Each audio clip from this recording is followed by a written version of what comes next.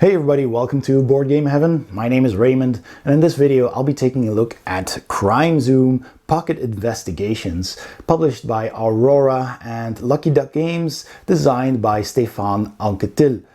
These are kind of like escape rooms where you have to solve a mystery and try to find out what happened. And it's all done with cards. Now, before I explain how to play this game and share my thoughts on it, I'd like to point you towards my Patreon page, because if you'd like to support what I do, you can do so for as little as just $1 a month or more, which is greatly appreciated. It really helps the channel, and in return you'll get early access to all of my videos, access to some Patreon exclusive posts, as well as your name in the credits of all of my videos as a supporter.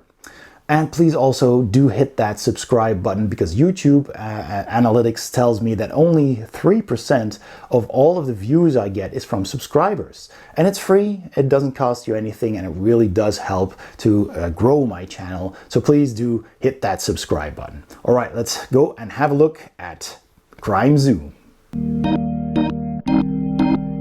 Right, so in the box, you'll just find a deck of cards and a little booklet with the rules, and in the back the questions you'll need to answer, and that will tell you how many points you scored if you answered them correctly. I'll get to that in a bit when I discuss scoring.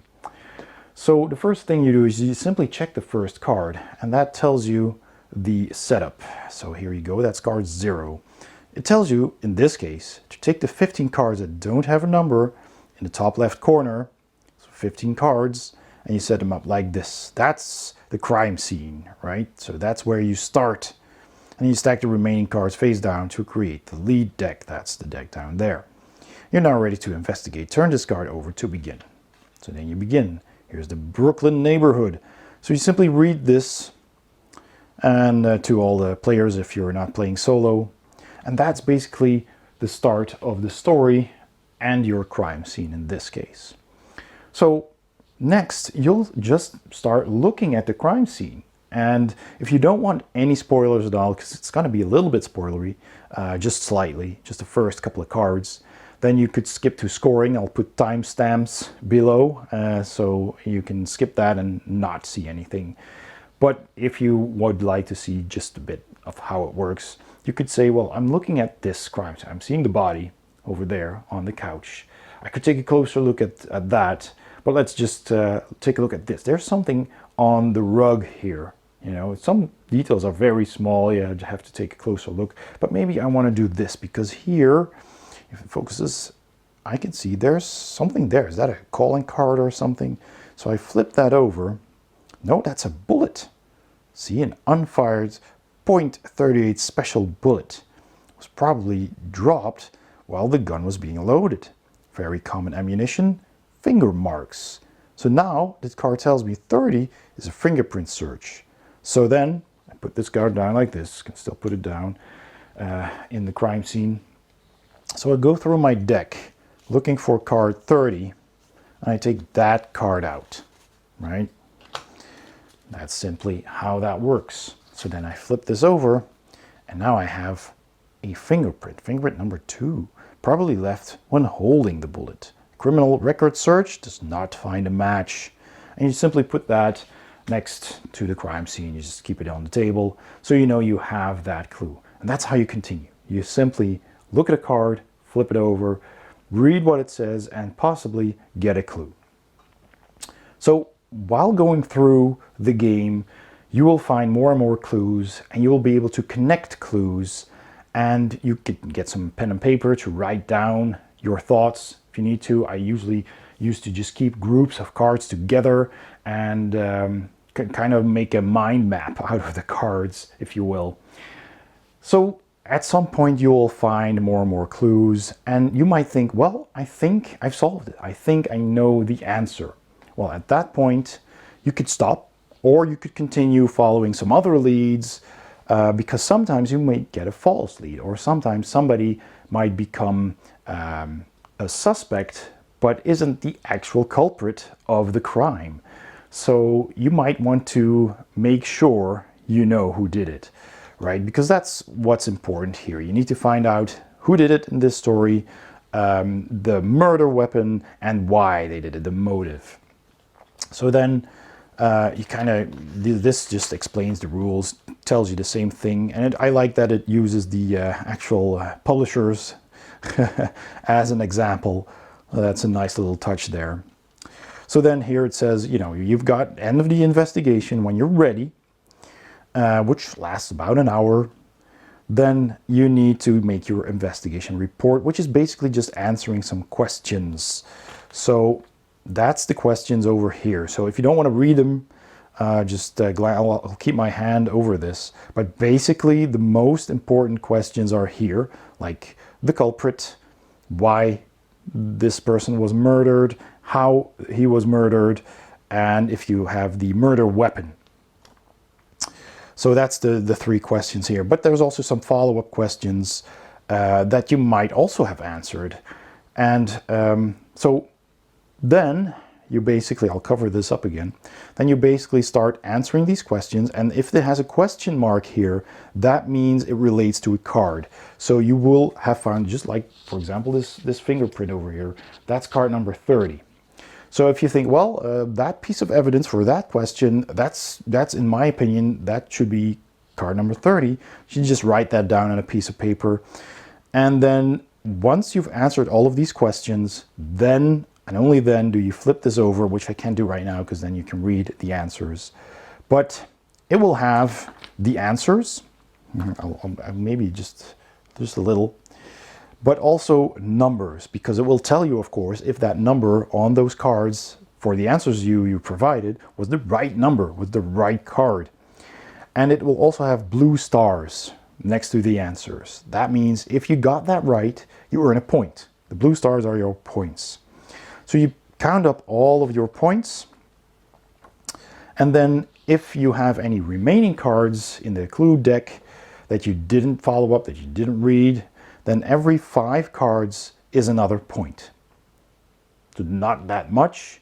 So you can go through a whole bunch of cards, you know, just to find out what happened, which I personally like to do at the end. We did have some cards left that we didn't find worth investigating.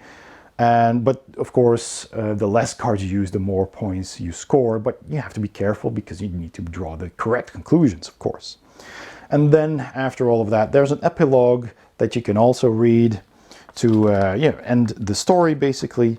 And then at the end of the booklet, you have this scoring card. So you can write down when you played it, your names, and how many of these blue stars that you scored, which is of course your score, and the higher the better you did. And then you can compare that to other players if you ever get the chance to do that.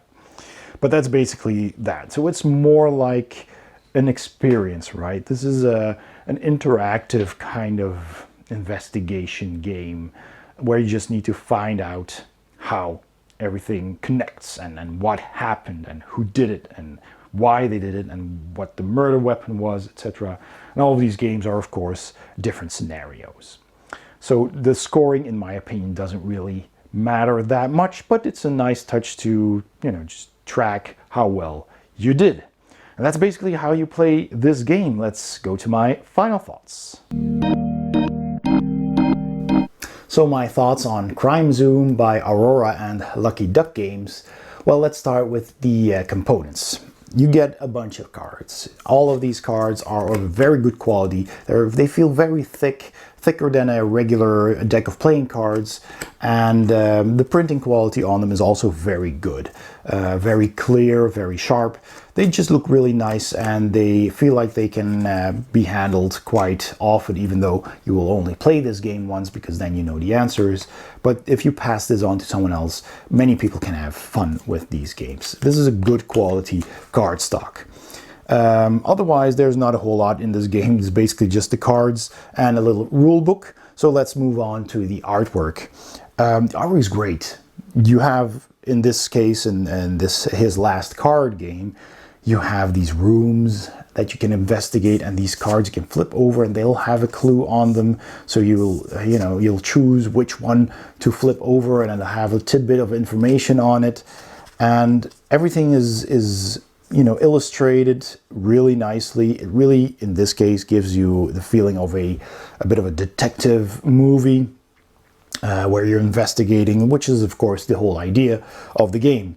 So the art does convey the idea, the theme, very well, I think, and it's just really nicely done.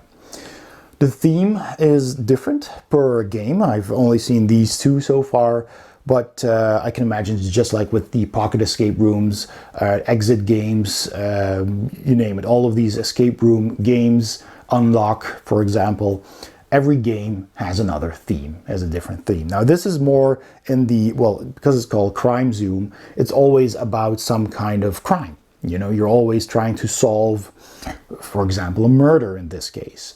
So it is a bit in that theme, but there's different cases basically every time.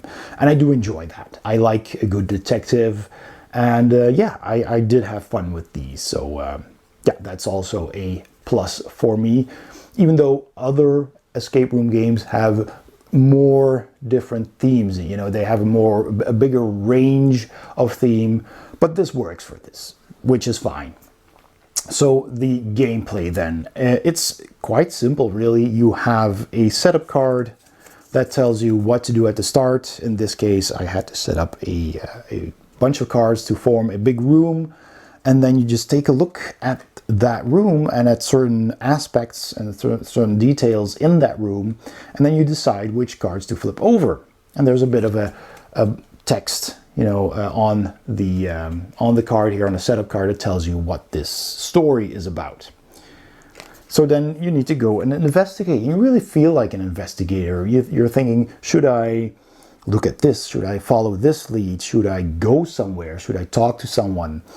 And then you just continue doing those things, and you get further and further into the case, and you start piecing clues together, and at the end you'll have an idea of what actually happened and how people played a role in that story and how everything connects. So I found that to be a lot of fun. And the rulebook is also pretty simple, pretty clear. It's just a small rulebook, and it'll tell you generally how to play the game and how to observe.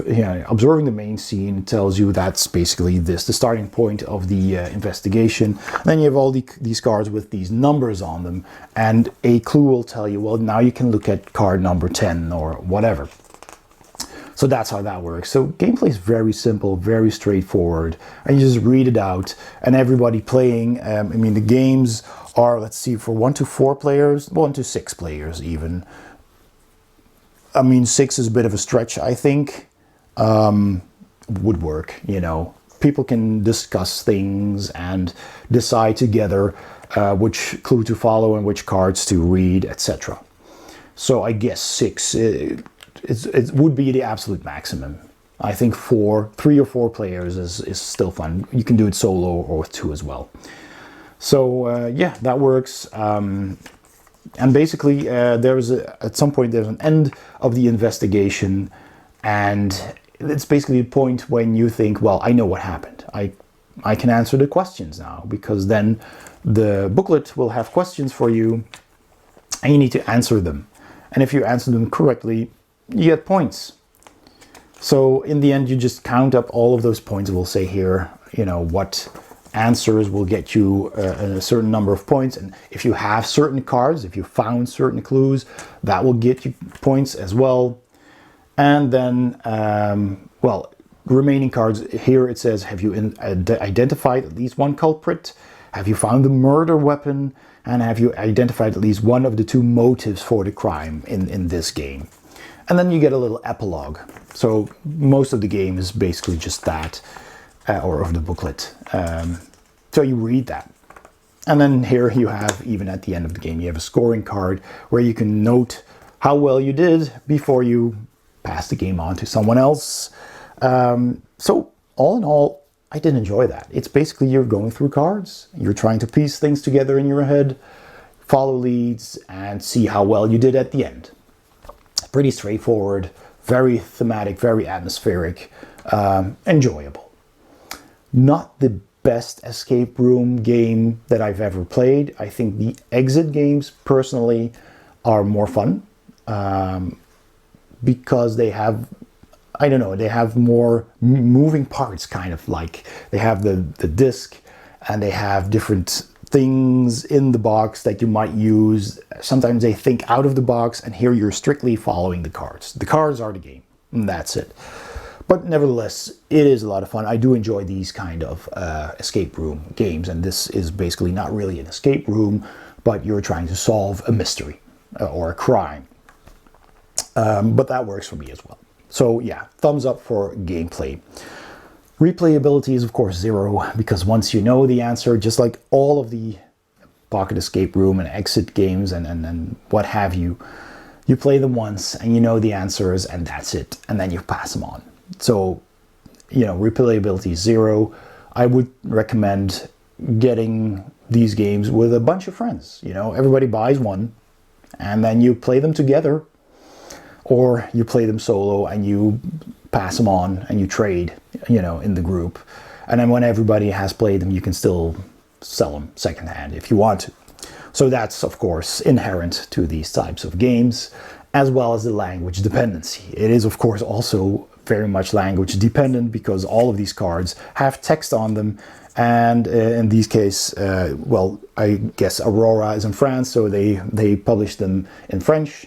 And Lucky Duck Games is in Poland, but they also publish these in English. So you do find them in different languages. If you need them in a specific language, you can always check the website and see if it exists. So there is that. There is language dependency.